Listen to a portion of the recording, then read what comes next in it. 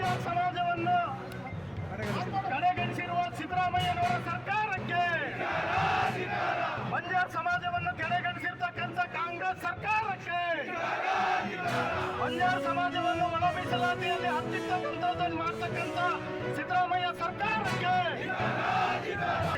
ಮಾಜಿ ಶಾಸಕರಾದಂಥ ಬಸವರಾಜ ನಾಯ್ಕ ಅವರು ಮಾತಾಡ್ಬೇಕಂತ ಕೇಳ್ಕೊಳ್ಳಿ. ಸಂವಿಧಾನ ವಿರೋಧಿಗಳಿಗೆ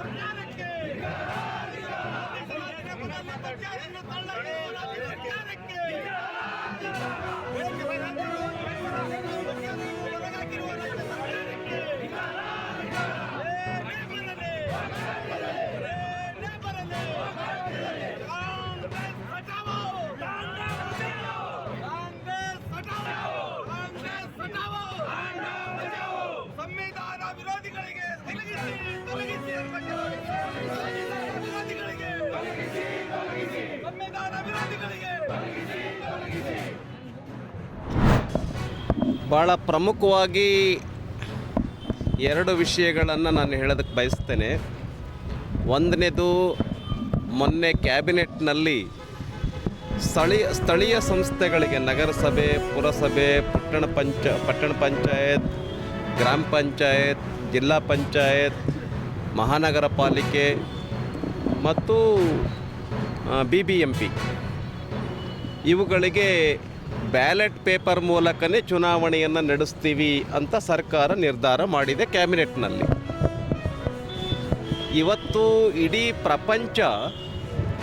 ಪ್ರಪಂಚದ ಬಹುತೇಕ ರಾಷ್ಟ್ರಗಳು EVM ಮಷಿನ್ ಮೂಲಕ ಚುನಾವಣೆಯನ್ನು ನಡೆಸುವಂಥ ಕೆಲಸ ಮಾಡ್ತಾ ಇದ್ದರೆ, ನಾವು ಭಾಳ ಹಳೆ ಪಾರ್ಟಿ, ಇಡೀ ದೇಶವನ್ನು ಹೆಚ್ಚು ವರ್ಷಗಳ ಕಾಲ ಆಳದಂಥ ಪಾರ್ಟಿ, ಇಡೀ ದೇಶದ ಎಲ್ಲ ರಾಜ್ಯಗಳಲ್ಲಿ ಹೆಚ್ಚು ವರ್ಷಗಳ ಆಳಿದಂಥ ಪಾರ್ಟಿ ನಾವೇ ಅಂತ ಹೇಳ್ಕೊಳ್ಳುವಂಥ ಕಾಂಗ್ರೆಸ್ ಮತ್ತೆ ಪುರಾತನ ಕಾಲದ ಕಡೆಗೆ ಹೋಗ್ತಾ ಇದೆ, ಶಿಲಾಯುಗದ ಕಡೆ ಹೋಗ್ತಾ ಇದೆ.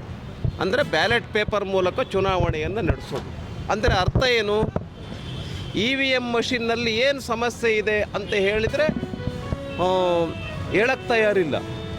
ಹೇಳ್ಬೋದೇನೋ ಭಾಷಣದಲ್ಲಿ, ಮೀಡಿಯಾಕ್ಕೆ ಏನೋ ಹೇಳ್ಬೋದು, ಈ ಥರದ ಪ್ರಾಬ್ಲಮ್ ಆಗುತ್ತೆ ಹಿಂಗೆಲ್ಲ ಅಂತ. ಈಗ EVM ಮೂಲಕನೇ 136 ಸೀಟ್ಗಳನ್ನು ಗೆಲ್ಲೋದ್ರ ಮೂಲಕ ಕರ್ನಾಟಕ ರಾಜ್ಯದಲ್ಲಿ ಅಧಿಕಾರಕ್ಕೆ ಬಂದಿದ್ದಾರೆ ಕಾಂಗ್ರೆಸ್ನವರು. ಮತ್ತೆ ಯಾಕೆ ಬ್ಯಾಲೆಟ್ ಪೇಪರ್ ಬೇಕು ಅಂತ ಹೇಳ್ತಾರೆ? ಇದೇ ಬ್ಯಾಲೆಟ್ ಪೇಪರ್, ಇದೇ EVM ಮಷಿನ್ ಮೂಲಕನೇ ತೆಲಂಗಾಣದಲ್ಲಿ ಅಧಿಕಾರಕ್ಕೆ ಬಂದಿದ್ದಾರೆ, ಹಿಮಾಚಲ್ ಪ್ರದೇಶದಲ್ಲಿ ಅಧಿಕಾರಕ್ಕೆ ಬಂದಿದ್ದಾರೆ, ವೆಸ್ಟ್ ಬೆಂಗಾಲ್ನಲ್ಲಿ ಮಮತಾ ಬ್ಯಾನರ್ಜಿ 3ನೇ ಬಾರಿಗೆ ಅಧಿಕಾರಕ್ಕೆ ಬಂದಿದ್ದಾರೆ, ತಮಿಳುನಾಡಲ್ಲಿ DMK ಅಧಿಕಾರಕ್ಕೆ ಬಂದಿದೆ, ಕೇರಳದಲ್ಲಿ ಕಮ್ಯುನಿಸ್ಟ್ ಪಾರ್ಟಿ ಅಧಿಕಾರಕ್ಕೆ ಬಂದಿದೆ. EVM ಇದ್ದರೆ BJPನೇ ಅಧಿಕಾರಕ್ಕೆ ಬರುತ್ತೆ ಅಂತಾದರೆ ಇವೆಲ್ಲ ರಾಜ್ಯಗಳಲ್ಲಿ ನಾವೇ ಬರ್ತಾ ಇದ್ವಿ. ವೆಸ್ಟ್ ಬೆಂಗಾಲ್ನಂಥ ದೊಡ್ಡ ರಾಜ್ಯನ ನಾವೇ ಕೈ ಬಿಡ್ತಾ ಇದ್ವಿ, ತಮಿಳುನಾಡಂಥ ದೊಡ್ಡ ರಾಜ್ಯವನ್ನು ನಾವೇ ಕೈ ಬಿಡ್ತಾ ಇದ್ವಿ. ಹಾಗಾಗಿ ನಮ್ಮ ಕಾಂಗ್ರೆಸ್ಗೆ ಒಂದು ಸ್ವಲ್ಪ ನಾಚಿಕೆ ಬರಬೇಕು, ಸ್ವಲ್ಪ ನಾಚಿಕೆ ಆಗಬೇಕು. ನಾವು ಇಲ್ಲ ಶಿಲಾಯುಗದ ಕಡೆಗೆ ಹೋಗ್ತೀವಿ, ಪುರಾತನ ಕಾಲದ ಕಡೆಗೆ ಹೋಗ್ತೀವಿ, ಬ್ಯಾಲೆಟ್ ಪೇಪರ್ನ ಮೂಲಕ ಎಲೆಕ್ಷನ್ ಮಾಡೋಣ. ಎಷ್ಟು ದಿನ ಕೌಂಟಿಂಗ್ ಮಾಡೋದು? ಅಧಿಕಾರಿಗಳ ಪರಿಸ್ಥಿತಿ ಏನಾಗತ್ತೆ? ಸರ್ಕಾರಿ ನೌಕರರ ಪರಿಸ್ಥಿತಿ ಏನಾಗತ್ತೆ? ಕಡಿಮೆ ಶ್ರಮದಲ್ಲಿ ಏನೇನು ಭ್ರಷ್ಟಾಚಾರ ಇಲ್ಲದೇ, ಏನೇನು ಅವ್ಯವಹಾರ ಇಲ್ಲದೇ EVM ಮಷಿನ್ ಮೂಲಕ ಬೇಗ ರಿಸಲ್ಟ್ ಬರುತ್ತೆ, ಬೇಗ ಎಲೆಕ್ಷನ್ ಮಾಡಬಹುದು. ನಾವು ತಂತ್ರಜ್ಞಾನವನ್ನು ಹೆಚ್ಚೆಚ್ಚು ಉಪಯೋಗಿಸೋದ್ರ ಮೂಲಕ ಜನಕ್ಕೆ ಹತ್ತಿರ ಆಗಬೇಕು ಅಂತೇಳಿ ಪ್ರಪಂಚ ಪ್ರಯಾಣ ಮಾಡ್ತಾ ಇದ್ದರೆ, ಕಾಂಗ್ರೆಸ್ ಪಾರ್ಟಿ ಮಾತ್ರ ಕರ್ನಾಟಕ ರಾಜ್ಯದಲ್ಲಿ ಇಲ್ಲ ನಾವು ಶಿಲಾಯುಗದ ಕಡೆಗೆ ಹೋಗ್ತೀವಿ ಅಂತ ಹೇಳ್ತಾ ಇರ್ತಕ್ಕಂಥದ್ದು ಅತ್ಯಂತ ನಾಚಿಕೆಗೇಡಿನ ಸಂಗತಿ ಅಂತ ಹೇಳ್ತಾ, ಯಾರೋ ರಾಹುಲ್ ಗಾಂಧಿಯವರು ಹೇಳಿದರು ಅನ್ನೋ ಕಾರಣಕ್ಕೋಸ್ಕರವಾಗಿ ಯಾವುದೇ ವೈಜ್ಞಾನಿಕ ಕಾರಣಗಳಿಲ್ಲದೇ, ಯಾವುದೇ ತಾತ್ವಿಕ ಆಧಾರಗಳಿಲ್ಲದೇ ಮತ್ತೆ ಬ್ಯಾಲೆಟ್ ಪೇಪರ್ನ ಮೂಲಕನೇ ಚುನಾವಣೆ ನಡೆಸ್ತೀವಿ ಅಂತ ಹೇಳ್ತಕ್ಕಂಥದ್ದು ಅತ್ಯಂತ ಹಾಸ್ಯಾಸ್ಪದ. ಇದನ್ನು ಭಾರತೀಯ ಜನತಾ ಪಾರ್ಟಿ ನಾವೆಲ್ಲ ವಿರೋಧ ಮಾಡ್ತೇವೆ. ಒಂದು ವೇಳೆ ಇದನ್ನು ಜಾರಿಗೆ ತಂದಿದ್ದೇ ಆದರೆ ನಾವು ಕರ್ನಾಟಕ ರಾಜ್ಯಾದ್ಯಂತ ಭಾಳ ದೊಡ್ಡ ಹೋರಾಟವನ್ನು ಮಾಡ್ತೀವಿ ಅಂತ ಹೇಳೋದಕ್ಕೆ ಬಯಸ್ತೇನೆ.